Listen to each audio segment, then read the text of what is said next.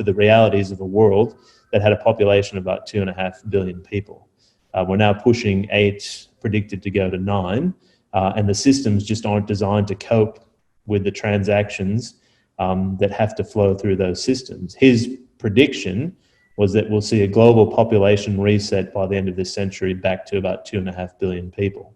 Now, he said that in a room of senior business leaders, and nobody sort of jumped out of their chair and said, well, hang on a minute.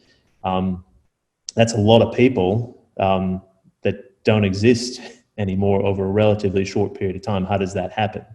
Now, again, I'm not suggesting that is what will happen, but if that is one possible future scenario, that we end up over here, that the only way we maintain planetary health is a rebalancing of the human population, we'd want to be thinking about that and, again, being ahead of what that looks like and thinking about, well, is that the only way, or are there other ways forward that really do revalue and rebalance people in relation to the planet?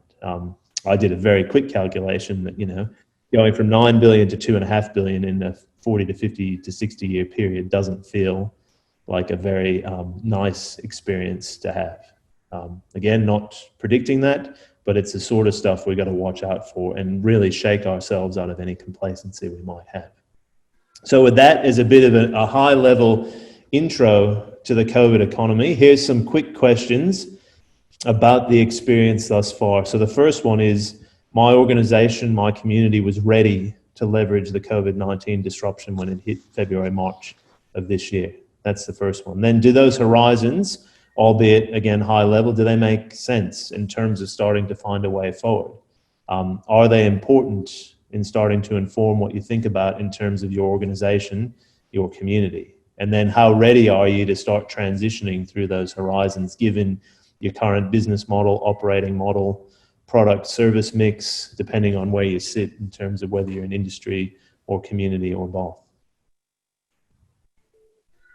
And we'll just pause here too, Elena. Any other questions coming through or comments? There was one comment that was interesting from Stephen Chambers. He was saying currently some businesses are not able to make future planning decisions because there are other factors and decisions that are being taken place elsewhere that make it really impractical. And I think probably Stephen's meaning, you might want to talk to this a bit, Stephen. I'm assuming you're meaning that people are making other decisions elsewhere that are constantly changing. Stephen, do you want to? No, I'm more talking about there's certain businesses, I suppose the classic everybody talks about is hospitality businesses, which rely on face-to-face people on site. And with the roadmap, even in Victoria, when you read that roadmap and drill down into that roadmap, it's about how long can they hang on to get to some sort of ability to operate in a practical way. And of course, there's all those hurdles that have to be got across, and the decisions aren't made by them about where we step. It's about the decisions are made by a third party. And we get to the 14-day, even if Roy Jewell and Melbourne get to that 14-day goal, it's only up for review at that 14 days. It's not a set in stone. Yeah, spot on. It's one of the great challenges, and there are certain industries I would acknowledge wholeheartedly that are really badly challenged by this reality. If your business model, and I'll come to this a bit more when we get into opportunity and risk, if your business model is based on productivity of a square meter, which is the hospitality business model, how many people can you get into a square meter, how much food can you produce out of a square meter, how many times can you turn over those square meters, as soon as you have a global condition emerge, which we call the density disaster, a square meter business model becomes really problematic. And it's not just cafes and restaurants. Public transport is a square meter business model. High-rise office buildings, high-rise residential, those are all based on square meters.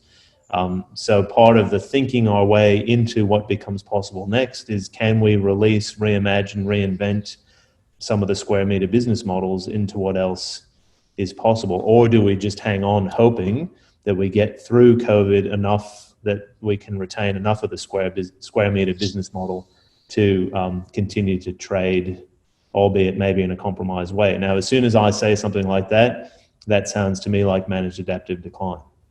Yeah, and can I just I add one further point to that. We've got a winery business, so we are a combination of online, distributor as well as face-to-face with cellar door. Yep. And we found that the period, obviously we had the complexing factor with the border closure. That creates an issue too, with as the state having to look inside.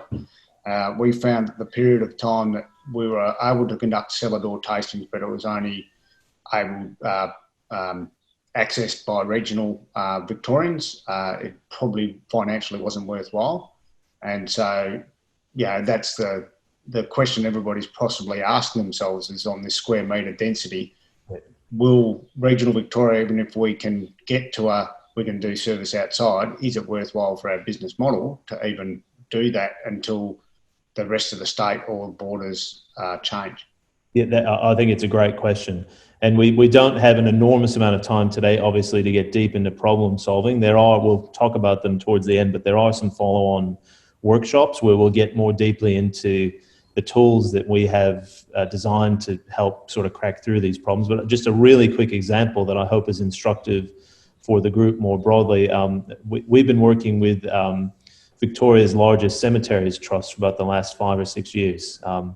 And one of the things that they did in terms of innovation 4 or 5 years ago was really beef up their hospitality business. And it's a very profitable part of what they do. Without getting deep into the detail of that, obviously, as soon as COVID hit and you can have 10 people at a funeral, and then maybe, I think it's back to 20 now, you can't have a profitable hospitality business. They did 2 really interesting things. One, they organized a new cleaning contract and repurposed most of their hospitality staff into being employed by the cleaning contractors, so they were able to retain them as in a different capacity, understanding that when the hospitality reopens, they'll come back into those roles.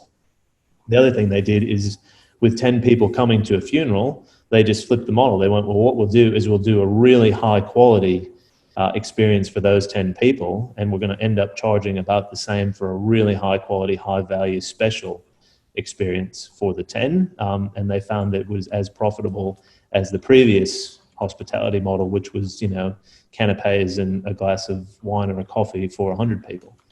So sometimes you can leverage and pivot just by rethinking really quickly, well, how do we create something different that creates value in a new way? We'll come back to that, but it's an insight into a very real example of an organization dealing with that density problem, who went, well, we'll use the rules that we can operate in to create something different, and test that and try it and see. That might be what we take forward, or it might not, but it's a good chance to experiment.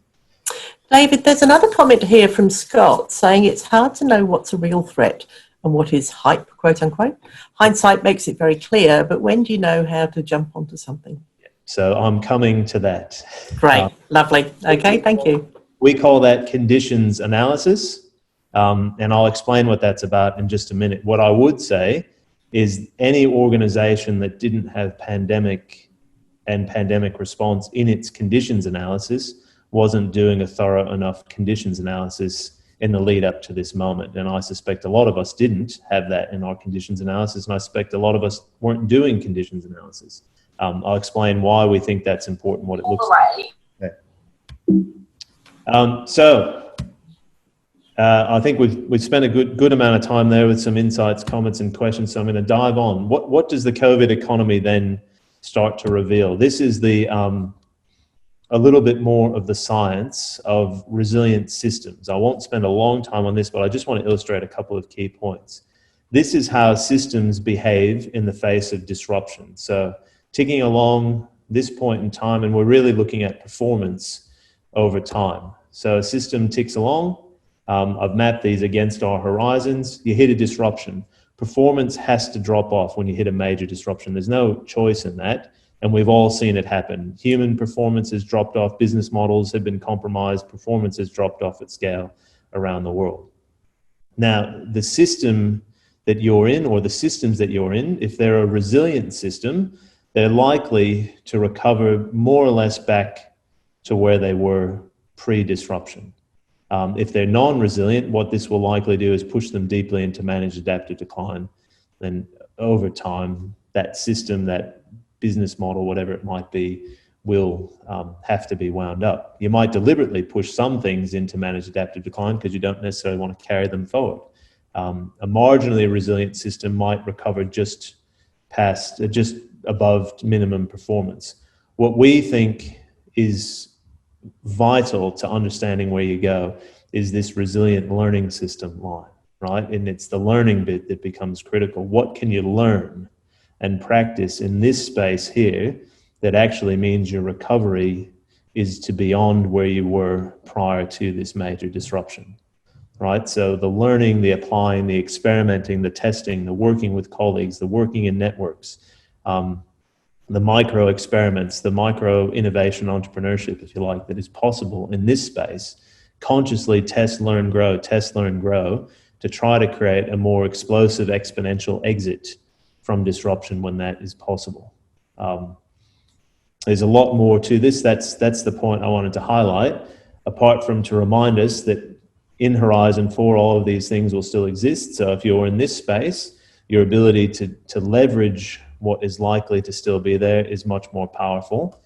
This is where where we are now. We're in this dip and we're probably actually back over here. So the COVID economy is emerging.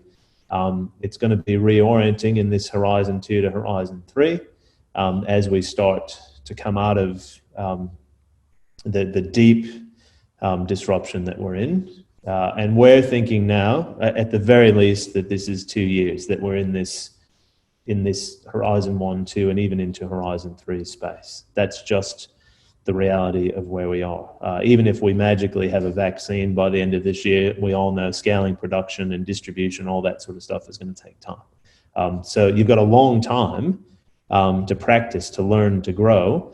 It also does mean that some bits of systems will drop off. Performance will continue to decline and they won't survive. If you're in that space, again, the think ahead is, well, do we retire faster? Just let it go.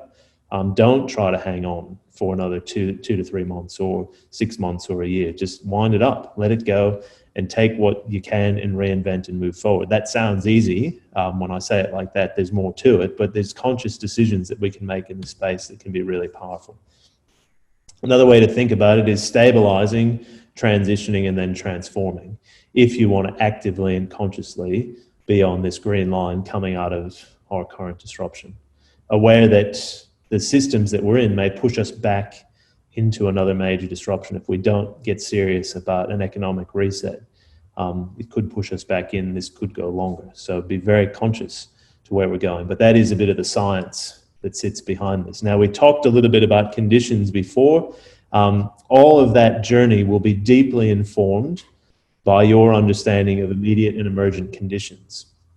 Without having the luxury of really knowing what that means, what do you think about your understanding of the immediate conditions, the issues and factors which shape your reality? How well do you understand them in the new COVID economy? And how well do you understand what might be coming to shape what's emerging over time? David, we've got a really interesting question here from Narelle. Has there been work to use this model about resilience for some of the industries the government is looking to support, such as coal and gas? Not with us. Well, sort of, I say that glibly.